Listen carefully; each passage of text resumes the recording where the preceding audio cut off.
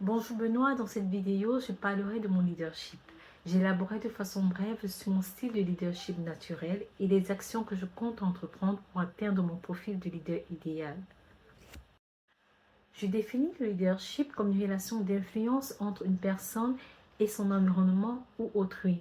La théorie implicite du leadership stipule que nous avons chacun de nous un prototype de leader basé sur nos biens conscients, nos valeurs, notre environnement social et nos croyances.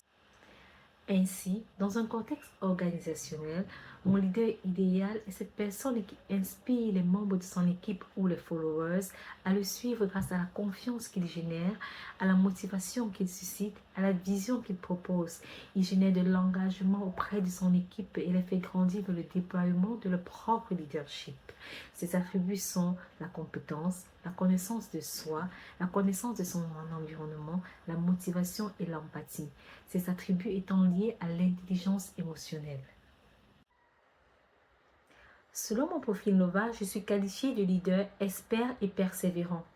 Au naturel, ma tendance est plus vert et bleu avec des indices de 93 et 79 largement supérieurs à la moyenne. Ainsi, lorsque j'interagis avec mon environnement, je suis introvertie avec des besoins de stabilité quand je suis orientée vers la relation et des besoins de conformité aux règles et aux procédures quand je suis orientée vers la tâche. De notre côté, par contre, mon delta denote une différence d'indice supérieur à 20 entre mon naturel et mon adapté quand je suis rouge. Je comprends que je fournis beaucoup d'efforts quand je suis dans un environnement que je trouve moins accueillant ou hostile pour interagir avec les autres. Là, je suis moins authentique. Je perds mon authenticité. Dans un groupe de travail, ces préférences comportementales sont des facteurs qui influencent mes interactions avec les autres. Dans une position de leader ou de follower, j'aurais tendance à être orientée vers la tâche avec un grand besoin de compétences. Je cherche à m'entourer des meilleurs, je reste concentrée et focalisée sur l'atteinte de mes livrables, centrée sur l'atteinte d'un résultat de qualité. Le risque ici serait de transférer mon stress aux autres membres de l'équipe. J'expérimente cette situation avec mon premier groupe de travail au début de ma formation académique. Pour la petite histoire, je suis retournée aux études avec pour objectif d'être parmi les meilleurs, d'obtenir un bon grade, avoir de bonnes notes est donc impératif pour moi. Ce besoin de compétence est né du fait que j'ai toujours souhaité être reconnue pour mes connaissances et mes bonnes performances. Le fait d'être moins bonne me stresse et me rend complexée.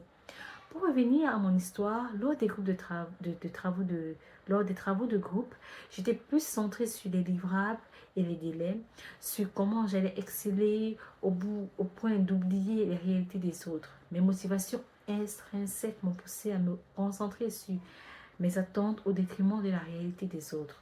Or, la théorie du Leader Member Exchange préconise pour le développement d'une équipe un environnement de cohésion, de confiance et d'apprentissage mutuel. Quand j'ai pris le temps d'échanger avec les autres membres de mon équipe, j'ai compris que nous n'avons pas tous les mêmes motivations. Pour certains, la compréhension du sujet prévalait sur les notes. Pour d'autres, il fallait juste valider le cours. J'ai donc utilisé mon intelligence émotionnelle pour gérer la situation. J'ai fait preuve d'empathie et d'écoute active. Elles font partie de mes forces au naturel. Et ma motivation altruiste a pris le dessus. J'ai essayé de mieux canaliser mon stress et d'être plus flexible en termes d'exigence. Pour mieux comprendre mon leadership, il a fallu que j'adopte une approche basée sur la réflexivité. Mes axes de développement sont mon assurance, la proximité avec l'autre, mon optimisme et la gestion de la pression. L'intelligence émotionnelle m'a permis de donner un nom à chacune de mes émotions et de mieux comprendre mon environnement. Pour la petite histoire, une fois au travail, un membre de l'équipe était chargé de partager des chocolats offerts par notre chef d'équipe. À mon retour du dîner, j'ai constaté que chaque table avait des chocolats sauf la mienne. Sur le coup, je me suis sentie frustrée et pas incluse. J'ai dû donc encaisser le coup et développer des pensées négatives envers cette personne. Avec du recul et de l'observation, je me suis dit que cette collègue aurait pu être influencée par les perceptions erronées sur la race, comme quoi donner du chocolat à une personne de couleur peut être insultant, Du coup, elle a dû appréhender ma réaction par rapport à ça. D'autant qu'au quotidien, nos relations ne présentaient aucune forme d'hostilité. Donc, j'ai dû refouler ces pensées négatives que j'avais envers elle.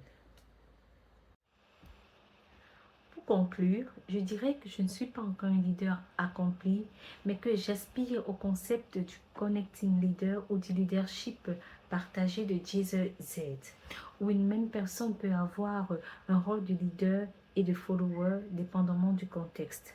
Un follower proactif, participatif, loyal, responsable, automotivé qui prend des initiatives et partage la vision de son leader.